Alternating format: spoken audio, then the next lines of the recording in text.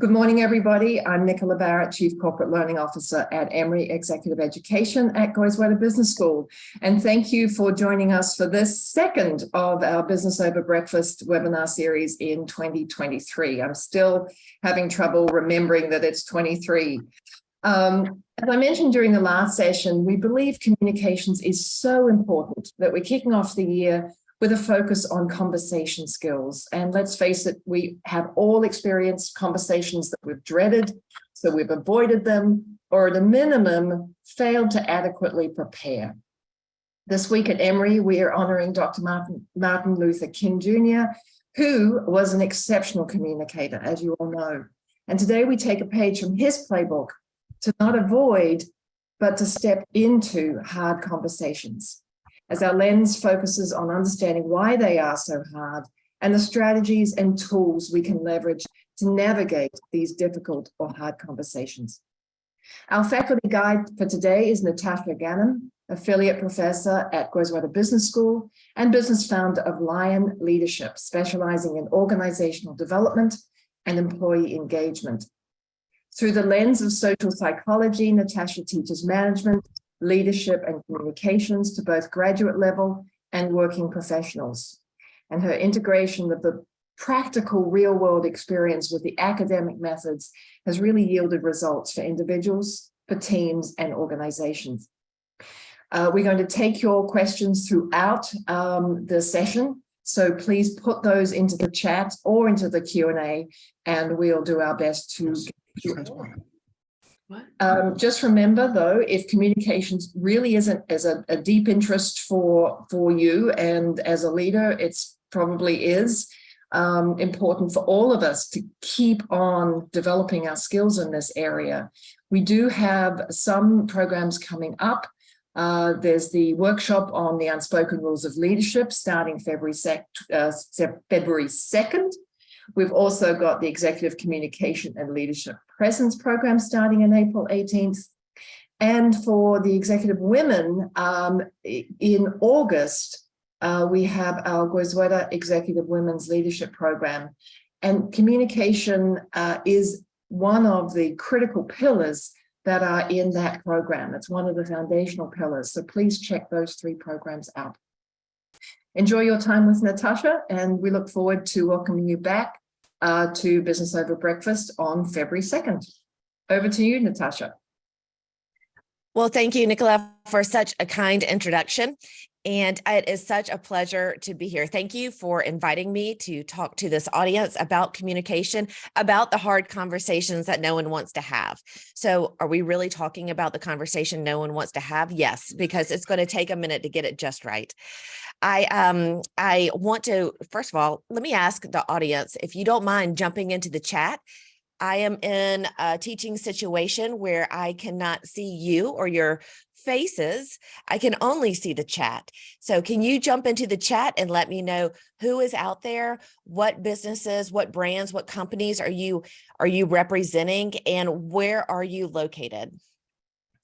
Good morning from Smyrna, Georgia. Rock Hill, South Carolina. Good morning. Purchasing Power, Jacksonville, local government.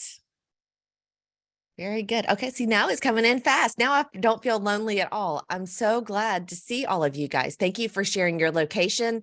Thank you for sharing your brand. It's very helpful for me to know who I'm speaking with so that I can couch my comments most appropriately. Very good. Yeah, keep it coming, guys. I'm going to start my webinar, and I'm going to share my screen so that you can view my PowerPoint. But before I do that, I did want to take a minute to talk about why communication in the workplace is so critically important, just to kick us off. We know intuitively it is, but exactly why does it matter so very much? I'm going to pull some information from a book. You may have seen this book. It's not a new book. It's an old book by Patrick Lencioni, The 5 Dysfunctions of Team. Even though it's been around for a couple of years, the tenets still ring true. According to Patrick Lencioni, there are 5 dysfunctions of team. 1 is the absence of trust. 2 is the fear of conflict. 3 is the lack of commitment. 4 is the avoidance of accountability. And 5 is inattention to results. Okay. At the bottom of this, you can see, I'm going to pull up at the bottom of this pyramid is the absence of trust. Trust underpins everything in terms of having a functional team, a high performing team. So the question then becomes, how do we build, how do we earn, how do we keep trust in the workplace? Well, it turns out that trust has a lot to do with language, because unless we're speaking with each other and communicating with each other consistently and in a healthy way, we are not going to have trust, which means we will not have a functional and high performing team. So communication and making sure we get our words just right is very, very important. For all of you out there, some of you may be parents, some of you may be aunts and uncles, some of you may be mentors, teachers, have been around children at some point in your life. We tell children all the time to use their words. And when they are very young, we have to sometimes give them the words so that they can express their emotions in a healthy way and not in a way where they lay on the ground and throw a temper tantrum. Well, it turns out that adults need to use their words too. We might not lay on the ground and throw a toddler-like temper tantrum, but we do exhibit bad behavior when we can't get our words just right, when we can't properly express our emotions, and when we can't dissipate the tension in the air. So today, my hope is to go through why communication can be so difficult and help you find your words to make it a little bit easier so that your teams can be as high performing and as effective as possible. Let me share my screen.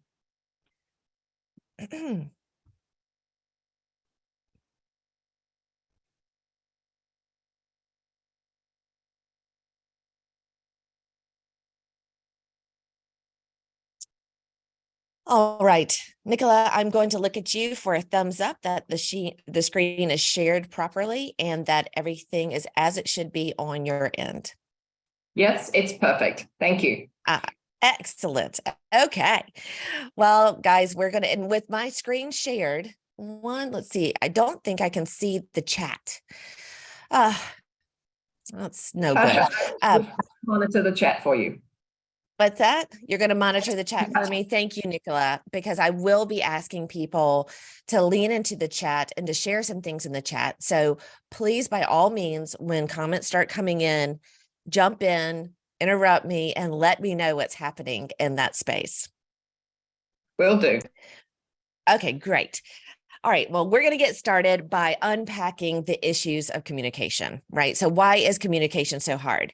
One reason it's so hard is, quite honestly, everyone, sometimes we have to work with difficult people. And you can't outrun difficult people. I have so many clients and executive education students who will raise their hand and say, you know, I have a coworker that is giving me a case of the I want to quits because they're so difficult to handle. And my response always is the same. Don't quit your job and try to get another job because you are not getting along with someone at work. Why is that? Because you're going to go to a different company, and guess what? There's still going to be people there. And guess what? There's probably going to be someone there that you don't get along with as well. There are certain types of difficult people that are notorious.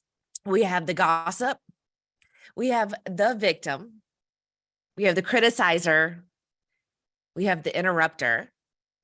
We have the micromanager. And then sometimes we have, now I'm no clinician, but a clinical narcissist, or someone whose narcissistic tendencies, their dial is way up.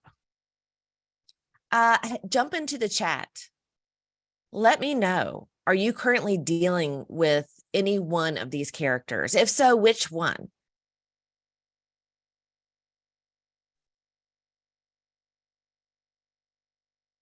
We've got the gossip, the micromanager, lots of micromanagers, narcissist, author, criticizer, victim, interrupter, criticizer, the critic and the narcissist, the micromanager. Across the gamut, Natasha. Well, yep, that's right. They're all out there. Of course, this question, it can sting a little bit because then we have to think about ourselves and say, oh no, am I one of these people? I hope not. It's possible, but that's okay. That's what we're all here, is to learn and to reflect and to say, oh, wow, I might be falling into one of these categories. I need to change my dial just a little bit to be more effective. But these characters at work are easy to discern, to pick out, to point to, and to say, oh, yes, I know that person. So people can be difficult. That makes communication difficult. Another reason communication can be difficult at work is because we have difficult situations. As a manager, as a supervisor, we cannot communicate everything to everyone all the time. There is some information that we are just not at liberty to share. There is some information that people on our staff simply don't need to know. There's information that might, let me see if I can find the right words. Here we go. Muddy the waters, right? Sometimes we have a difficult situation because the timing and the rollout of the information or the communication we need to share can create tension. That really does put managers between a rock and a hard place. And I can give you a couple of examples.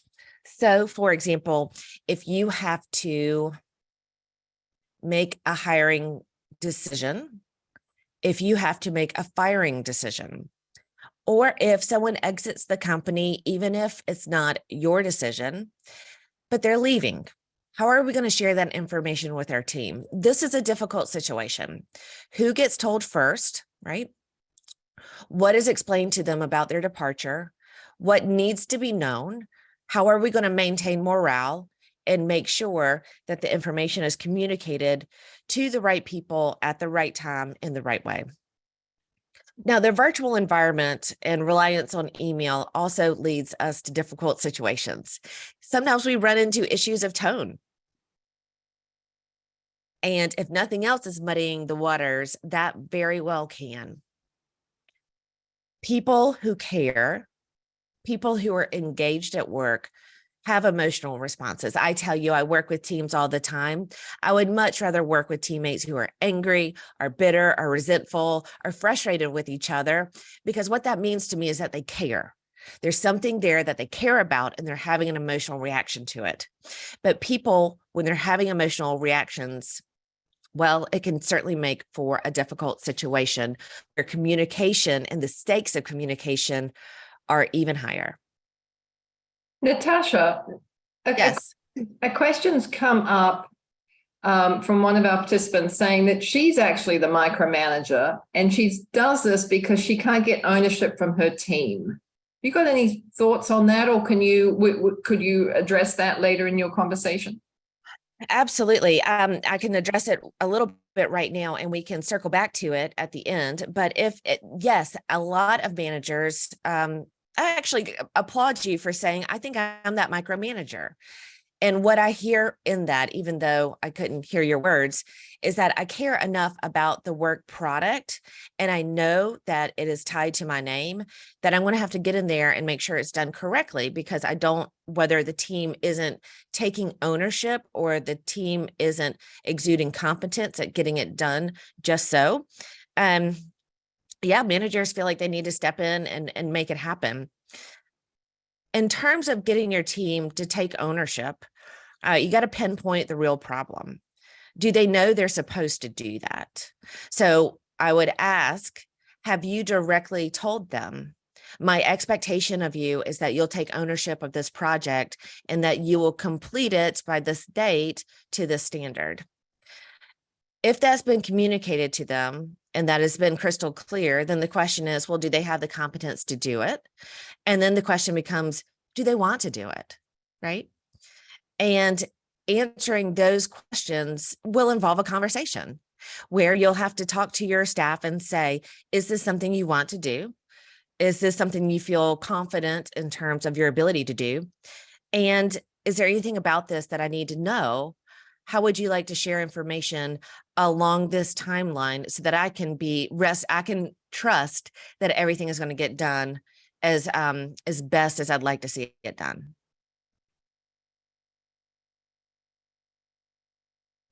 Nicola, I'll let you monitor the response, and if we want to come back to that later, we can.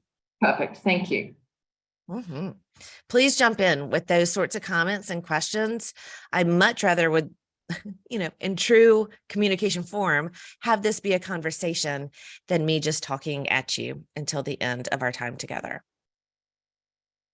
Absolutely. So we have difficult people, we have difficult situations. We also have difficult communication styles. I think everyone is familiar with people who communicate in an aggressive way. We are all familiar with people who are very passive. I think we're all very familiar, especially in the world of work and with the cloak of professionalism that we wear to work, with the style of being passive aggressive. Now, ideally, we are comfortably assertive. That is probably the best and most effective communication style. But with a passive aggressive style, nothing in the workplace can be more frustrating once you know someone well enough to sniff out when they're being passive aggressive. To that point, I have a couple of memes to share with you. I'll let you take a minute. Tell me which one you think is the most cringy or the most striking in terms of what you're seeing at school. At work.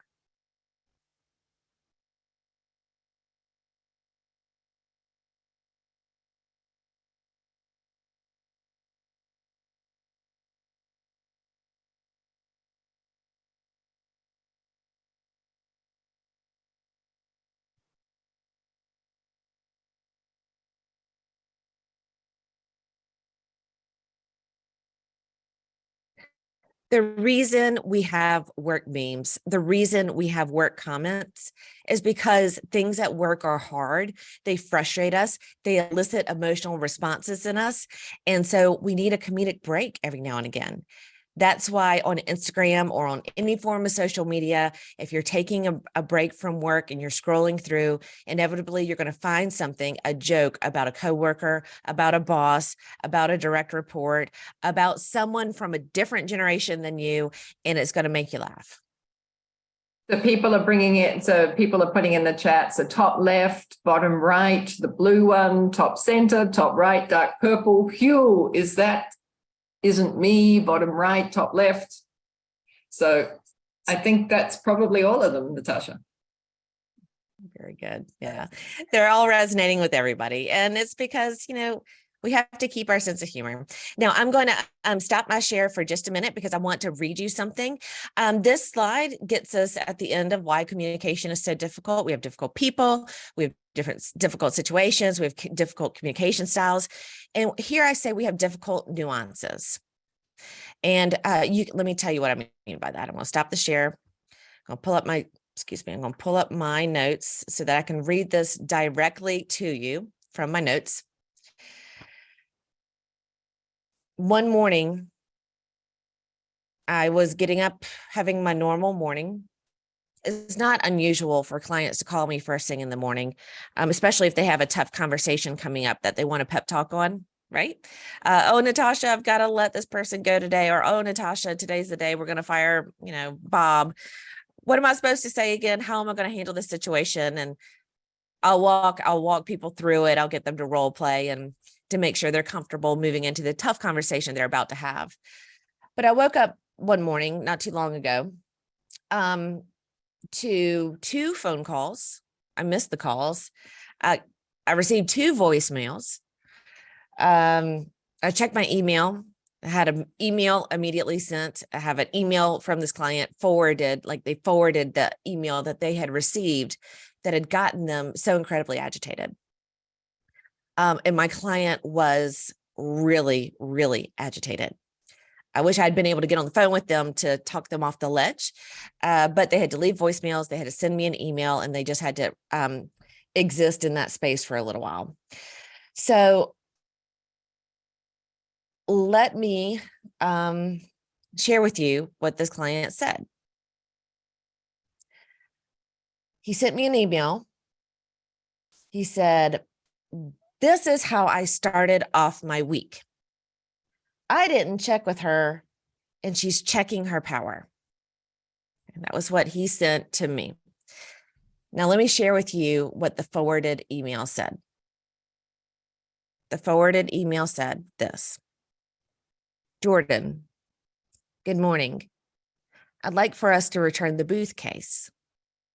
This was purchased without my knowledge, and it's extremely heavy. If I can't lift it, many won't be able to. Thanks, Sharon.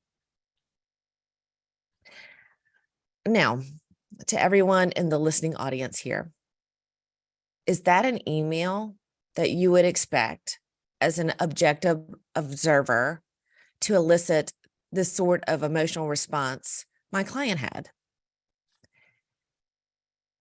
He literally walked out of his office and stormed down the hallway, and there was a massive screaming match between these two employees. Massive screaming match.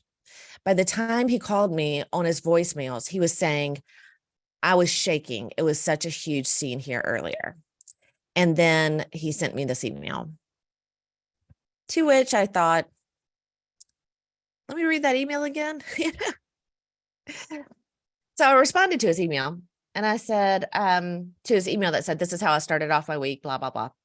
And I responded to him and I said, I just said 2 sentences. I said, not worth it. Let her return it. And he responded to me and said, you are my rock. I was shaking. It was a huge scene here earlier. All right, guys. So what happened? What happened? Yeah. There's something going on there. There's more to the story, right? I see this in the comments. There's another underlying problem that needs to be addressed. That guy needs help. Wow. I thought the email was reasonable. Absolutely. It was completely reasonable to any objective observer. It wasn't even too incredibly direct or aggressive. It was just a statement of fact and a request. We have difficult nuances at work. This is what makes communication so difficult. In the context of an ongoing relationship, so much history, so many examples, so many emotions from past stories can cast a shadow on the current working relationship that we can read into people, we can read into situations, and we can see things that may be there and that may be accurate, but also maybe not. We get to the point sometimes in working relationships, once we know each other very well, that we start to make assumptions about what people mean when they engage in nuanced behavior, when they say a certain phrase, when they look a certain way, when their nonverbals move in a certain condition. And sometimes when we make those assumptions, we do them subconsciously. And it really jankies with our mind and our cognitions on how we're going to respond to that person with the appropriate level of emotional response. It says it's ironic that the situation was about baggage. It revealed a lot of past proverbial baggage that they had behind them, between them. Exactly right. Exactly right. Very good. Failure to compartmentalize. Yes. The cognition processing is huge. Sometimes with my clients, I encourage them to, if you know the toy from your childhood, where you would take a magnetic pen and you would write on it. It was called a magnadoodle. And then you had a slider where you would go this way, and it would erase the page so that you could draw again. I recommend to clients all the time, and I'll recommend to you that sometimes with some people in some situations with some nuanced relationships and contexts, walking in every day and to show up as your best self, it might mean that you need to magnadoodle past days, past situations, past instances, so that sentiments towards individual people, that you don't have a shadow cast on your future interactions with them. So wiping the slate clean after all conversations and instances, and always assuming best of intention from the person on the other side of you, can solve so many communication problems out there, because it allows you, just as one of the commenters said, to compartmentalize and manage your emotions in a more healthy way. Ted Lasso says, think like a goldfish. I actually read an article recently, and it said something like why watching 2 seasons of Ted Lasso was better than receiving my bachelor's in business. Etch a sketch. That's right. All right. Very good. So let me go back to sharing my screen. And I'm going to go back to stop share my PowerPoint. There we go. We can see your notes still on that one. Yeah, I'm getting to the presentation. There we go. All right, so enough about the problems in communication and enough about underscoring how important it is to get right. I'm going to talk to you now about the solutions. Okay. And in this part of my presentation, I want to share with you a couple of mindsets, but then I'm mostly going to share with you language that I invite you to try out or to try on for size. So first of all, when we're working with difficult people, as I mentioned, one important thing to remember is to know that they exist and they exist everywhere. Working with them, technically, even though you probably haven't thought of it this way, it's your job. It's your job to work with difficult people. I encourage you to assume best of intention, as we were just discussing. And I encourage you to activate your curiosity in that other person, especially if you strongly dislike them. If you strongly dislike someone, let's get curious. Why are they the way that they are? And why does that bother us so very much? What is it about them that's triggering? And if we can lay language on top of what our real problem is with somebody, well, we're halfway there to fixing the problem. I encourage you also, when you're thinking of working with difficult people, to make sure you have healthy mental boundaries in place. And I also encourage you to recognize that no action is indeed action. You're working with a difficult person. It frustrates you to no end. It gives you a case of the I want to quits, yet you do nothing about it except complain and vent, probably badmouth that person, maybe to even other coworkers. Well, by definition, that's gossip. So that's not good. It's not professional. If you come home enough and you vent to family members, they'll get tired of hearing it. But by doing nothing, you in fact are doing something.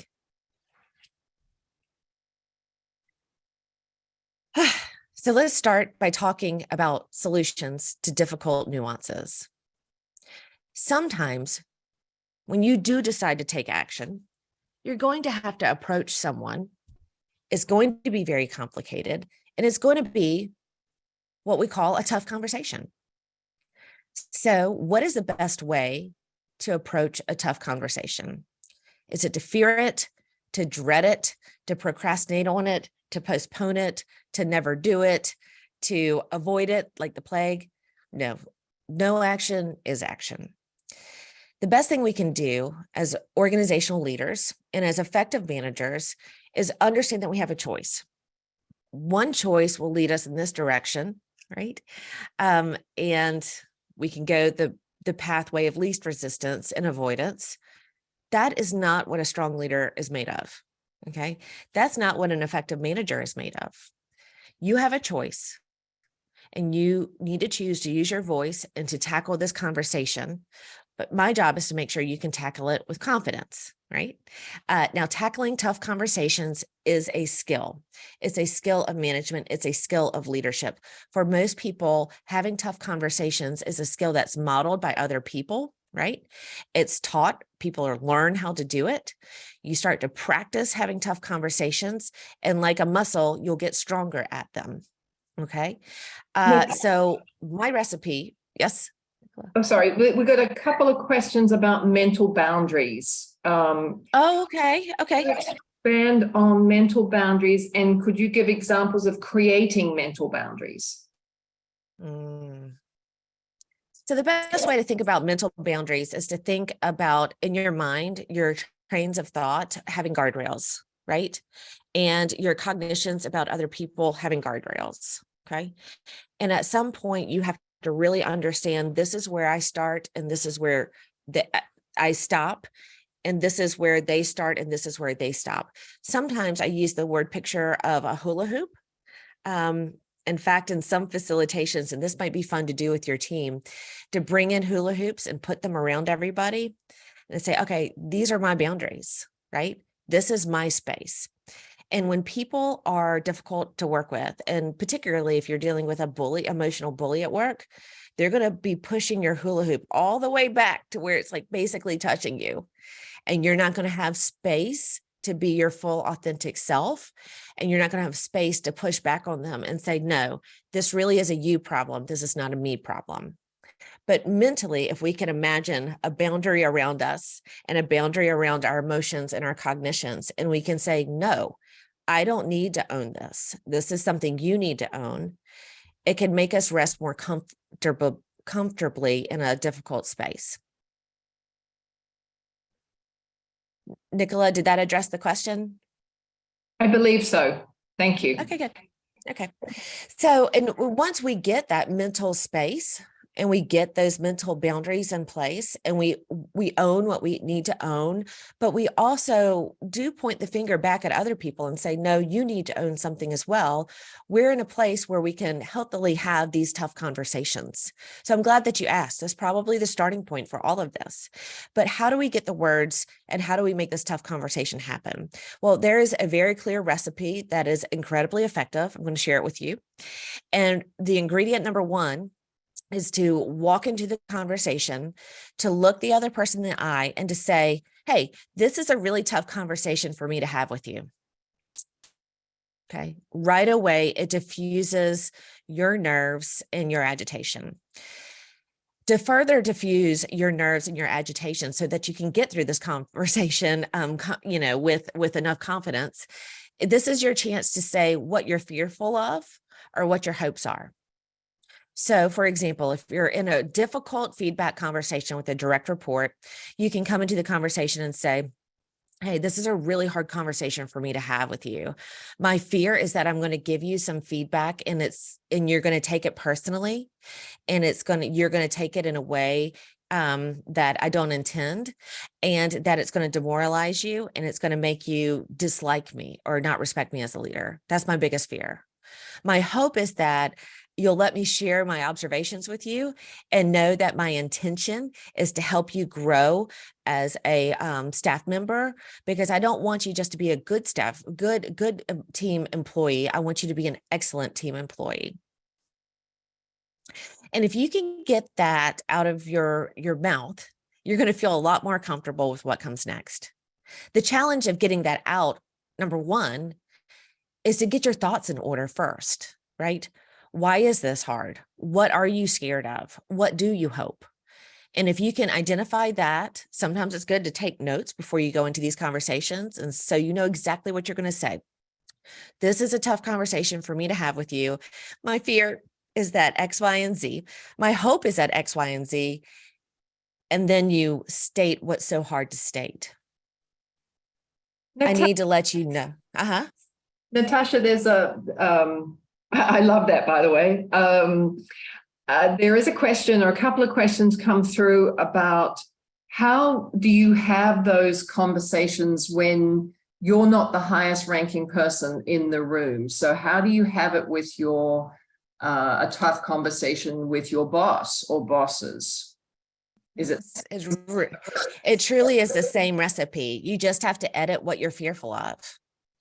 So, for example, hey, this is a really tough conversation for me to have with you. I am really uncomfortable coming to you with this observation because I'm scared that you're going to think I'm stepping outside of my lane, that I'm outside of the guardrails of what's deferential behavior.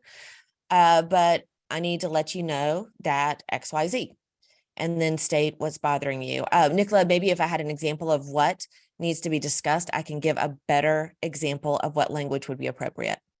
Okay. I'll invite Keith and who else was it? Kaylin, to perhaps give us some examples, and I'll ask you shortly if they do that. Thanks, Natasha. Very good. So regardless of who it is, it could even be a friend, you know. Hey, look, this is a really tough conversation for me to have because I'm so scared that I'm going to say this and it's going to hurt your feelings and you're going to hate me. But I really hope that I can say this and you can trust what I'm saying comes from a good space of intention. State what you need to say and then make the ask. That's one of the last components of having a tough conversation. You always want to end a tough conversation by asking them to do something different. That's the reason you're having the conversation. This isn't a brainstorming session. This isn't a get their feedback session. This is a you coming to them saying, this is a really hard conversation for me to have because of this. Here's what's going on. I need to ask that, fill in the blank. You never do this again, right? Or that the next time you approach me, you do it in this manner. Or that the next time you're working with this client, you make sure that you don't X, Y, and Z. Always make the ask. And then guys, this is the most important ingredient of a tough conversation. And you can see it. Immediately stop talking. Immediately stop talking. It's funny. This might be the hardest thing for people to do. And that's because as collegial humans and as people who are ambitious career professionals who want to get ahead at work, we want people to like us. And we feel the need to over-explain ourselves at times in order to make that happen. But the truth is, it is often better, and it's often the case, that if someone respects us, they will like us as well. And for people who can have tough conversations confidently, you will be respected. And you don't have to muddy the waters with too much language. So again, let me walk through that recipe because we're going to come back to it time and time again. Recognize this as a tough conversation. State your fears, state your hopes, state what's going on, make the ask of what you want to see happen moving forward, and then stop talking. It's time to put the emotional burden not on your desk, to put it on their desk and to let them handle the mental gymnastics of what comes next. Now I'm going to move into a solution that was like solutions for difficult, nuanced situations as to how to have that tough conversation. But there are solutions for difficult situations that are less nuanced as well. I have 3 phrases that I think are very effective, and I want to share them with you. The first phrase is, I want to get time. And I'll explain a little bit more about that in a minute. The second phrase is, I need to circle back to clarify. And the third phrase is, may I ask you a question because I'm curious? And here are some examples. I'm going to read them out loud, and I want them to roll over you in a way that you can see how, if you practice, this tough conversation might not be that tough after all.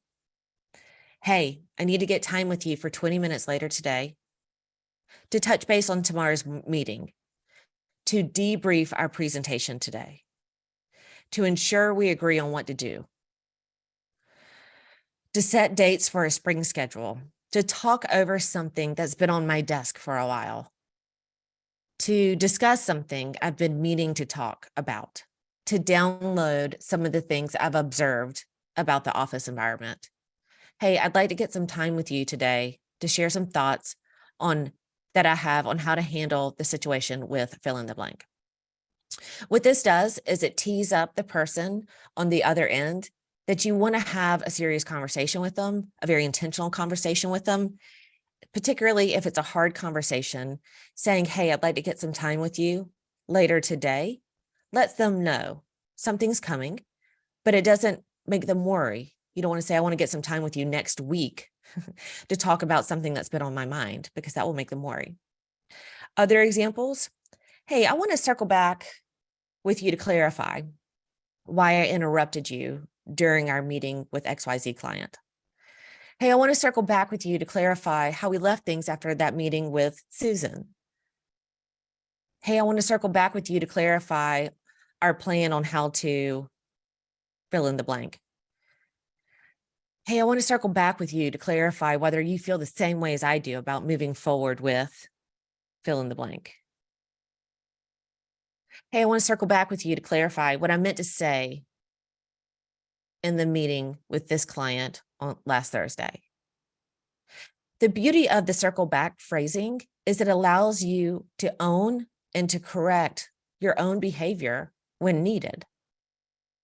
If you leave work or a situation worried about how you showed up, worried about whether you ruffled someone else's feathers, worried about a conversation that went sideways, the best thing you can do is to circle back with someone to clarify what happened. What were the intentions?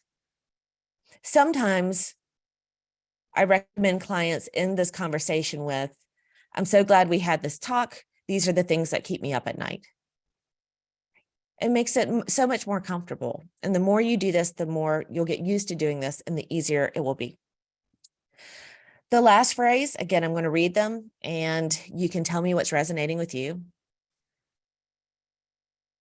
Can I ask you a question? Last week, when we were meeting with Robert, you interrupted me when I was finishing our pitch. I felt that this interruption made the meeting go sideways. I couldn't help but feel disrespected and a little angry. Can I ask you, did you mean to take the conversation in a different direction? Was that intentional? Did you get the sense that I was frustrated? I'm so curious how that interaction went on your end. Well, gosh, Natasha, when you say it like that, it doesn't seem that hard, does it? And it's not. It just takes a little bit of intentional thought, the right mindset, the courage to move forward and to lean into an uncomfortable conversation. But it's better to do something like this, to use the may I ask you a question, I'm curious strategy than to do nothing at all. Okay. Now, before I move into the last section of this webinar, where I give you language for dealing with difficult people, let me pause and ask, Nicola, if you don't mind looking at the chat. Yeah. What is helpful thus far when you think about the recipe for tough conversations? When you think about these three phrases, getting time, circling back to clarify, may I ask you a question because I'm curious? What strategy is resonating and do you think will be helpful for you moving forward? The Waverly did previously say, I like this approach. I'm just looking now to see what people. Ali Reza says, you open a brand new approach for me. The expression of the fear and the hope takes the emotion out of the conversation. Listen and reflect. Gives you a structure. This recipe is really helpful because it helps to get the conversation started. The fear and hope approach, all of them, says Ellen. Rebecca says, I think just the reminder to go back and clarify to make sure you're on the same page. Brian also says that circle back. Linda says all three strategies for me works well. Tools I can use. Rima says it takes the sting out of a difficult conversation. And Satina, you stay focused. Yeah, it takes the sting out of a difficult conversation. I like that comment for a couple of different reasons. One, because it acknowledges that it does sting. But two, it stings because we care, right? If we were completely apathetic and didn't care less, then it wouldn't sting and it wouldn't be that hard. Tough conversations are hard for people who care about their relationship with coworkers and who care about the job that they're doing. So in some ways, it's a good sign to be nervous to have a conversation, but it's not something that should paralyze you. Again, no action is action. So I will say, I'm glad that all of these are resonating. All the participants out there are going to find one that works better for them than others. And I will say personally, I use the circle back to clarify strategy all the time.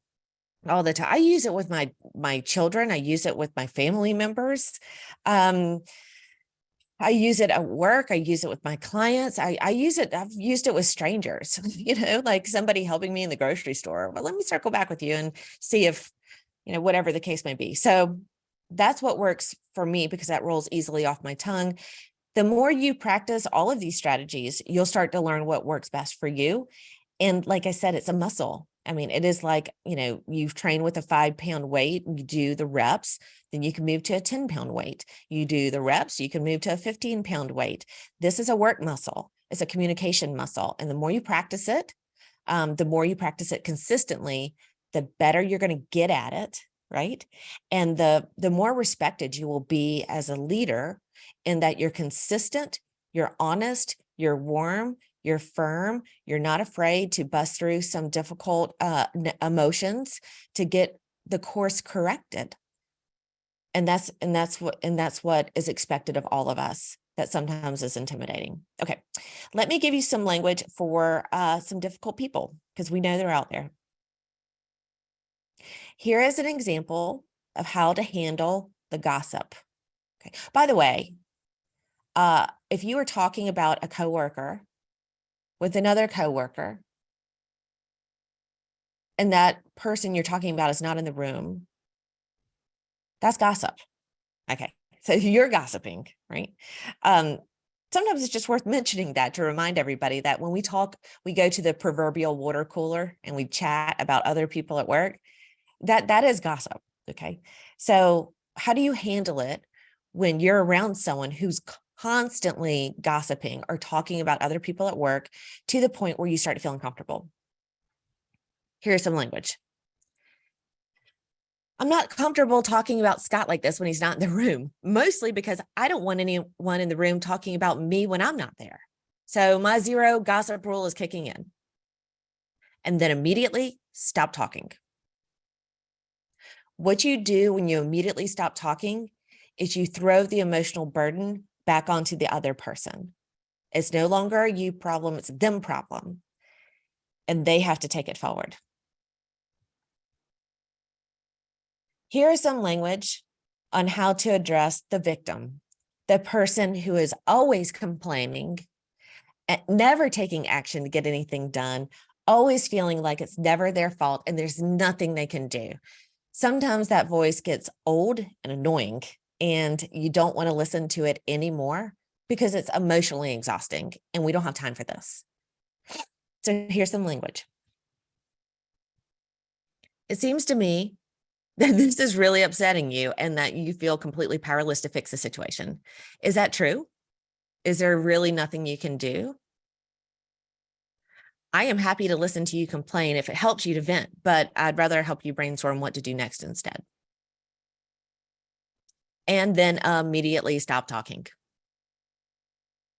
Again, that's one of the hardest things that we have to do. It takes some practice. Sounded like earlier there was a lot of criticizers out there, and that's frustrating when you keep, coming up against a brick wall and everything you come forward with is met with criticism and it's always a no and always a no. It makes you, it's demoralizing and it makes you not want to do it anymore. But then if you realize this is just how this person is wired to operate, you can make a choice to talk with them directly about it and to force their hand to change. So for example, it seems to me that you're not happy with any solution that anyone has suggested here. Is that true? Or are you just playing devil's advocate? I appreciate you thinking all the options through, yet we need to make a decision. And then immediately stop talking and throw that emotional burden back onto the other person that's causing the problem. It very well could be the case that they don't realize they're causing a problem. They likely, in fact, have no idea that they're causing a problem. In fact, they likely have no idea just how irritated you are by their behavior. Imagine they could even be grateful that you pointed it out to them. Surely they don't want to be that person in the workplace. But if no one shines a mirror up to them so that they can see that reflected back, they're never going to change. Natasha, there's a couple of questions coming into the chat about how do you do all of this when it's your boss who's either The boss behaviors or, who's not talking, at all. So how do you deal with that? Right. So that's a really good question, because when you're dealing with a supervisor, there is an inherent power imbalance, right? Your livelihood, your promotion potential, whether you're going to continue to feel comfortable at work depends on someone who has more power than you. So that by definition is going to be a tough conversation. And you're going to want to approach it by saying, hey, this is a really tough conversation for me to have. My fear is that X, Y, and Z. My hope is that X, Y, and Z. And then just state what's on your mind. Make the ask. And then stop talking and wait for them to respond. It's likely your boss will respect you for using your voice if it's warranted. If you have a supervisor who's just unavailable, and you can't pin them down to have a tough conversation, then, it might have to be an email, right? Hey, this is really hard for me to say, but I really need to get time with you later today to circle back, to clarify, to make sure I understand X, Y, and Z.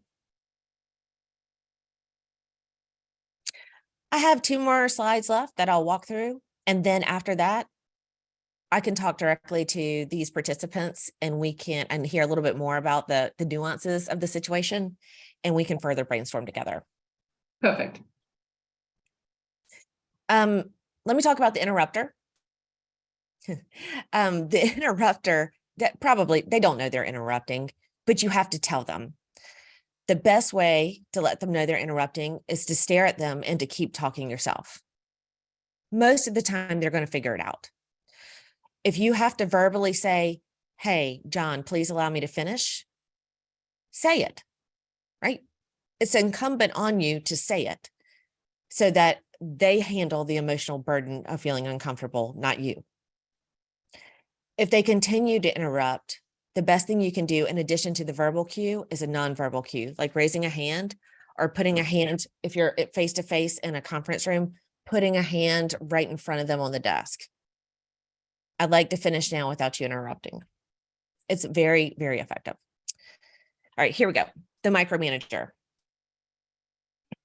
And for the micromanagers out there, the self-identified micromanagers, maybe you can reflect and think, how would this feel to me if one of my direct reports said this?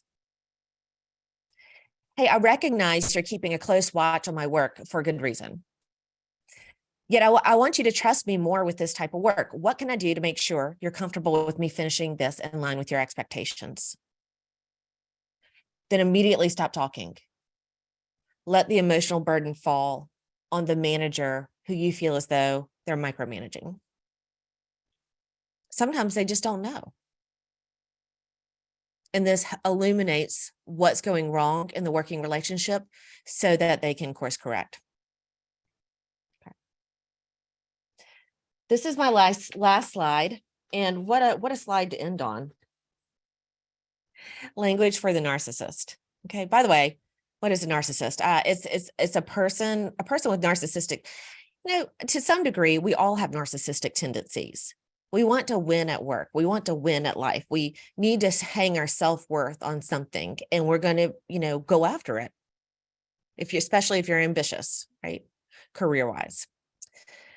But when it gets to the point where you think your ideas are better than everyone else's, when you start thinking everyone else around you is a complete idiot, okay, your narcissism dial is getting turned up. All right.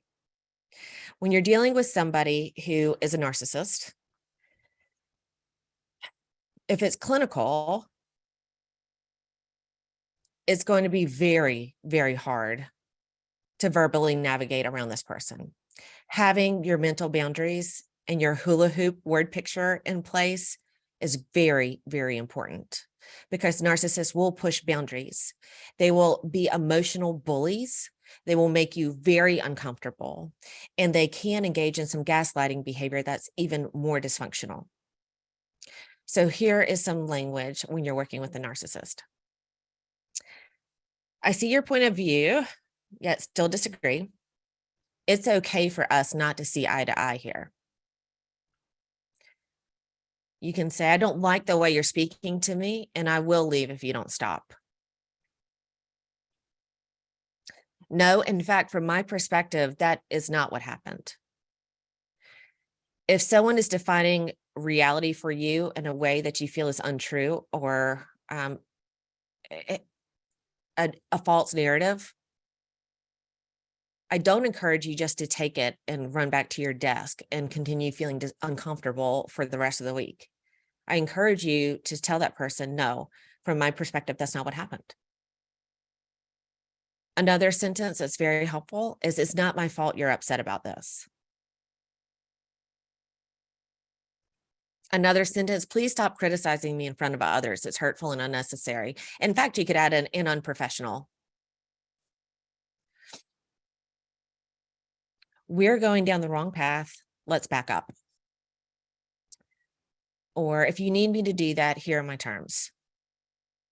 Or, I know I can't control how you feel about this. I do wish it were more positive. That puts the emotional burden back on the other person, and it takes it off of your plate.